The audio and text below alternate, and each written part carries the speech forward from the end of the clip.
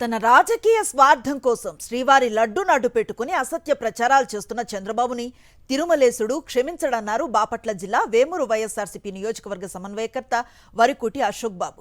Tirumala లడ్డూపై TDP చేస్తున్న అసత్య ప్రచారంపై BJP స్పందించాలని ఆయన డిమాండ్ చేశారు.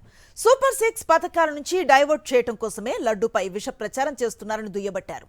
శ్రీవారి భక్తుల మనోభావాలను దెబ్బతీసేలా మాట్లాడుతున్న చంద్రబాబు, లోకేష్, పవన్లపై కేంద్ర ప్రభుత్వం చర్యలు తీసుకోవాలని డిమాండ్ చేశారు. బీజేపీకి సంబంధించినటువంటి వాళ్ళు మీరు ఎందుకని దీని మీద అదేమంటే హిందూ హిందూ హిందూ అని చెప్పేసి చెప్తారు. దీని మీద ఎందుకని మీరు మాట్లాడట్లేదు? ఈ తప్పు చేసినటువంటి వాళ్ళు ఎవరైనా సరే వాళ్ళ మీద శిక్షలు, వాళ్ళ మీద చర్యలు ఎందుకు తీసుకోవట్లేదు?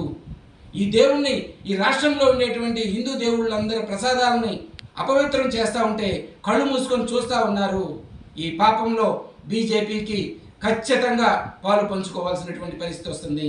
ఈ రాష్ట్రంలో ప్రసాదాన్ని, మహాప్రసాదాలని అపవిత్రం చేస్తూ, ప్రజల్ని మోసం చేస్తూ, ప్రతి ఒక్కరిని మీద దాడులు చేస్తూ దుర్మార్గంగా చేస్తున్నటువంటి పాలనకి ఖచ్చితంగా రాష్ట్రపతి పాలన కావాల్సి వస్తుంది.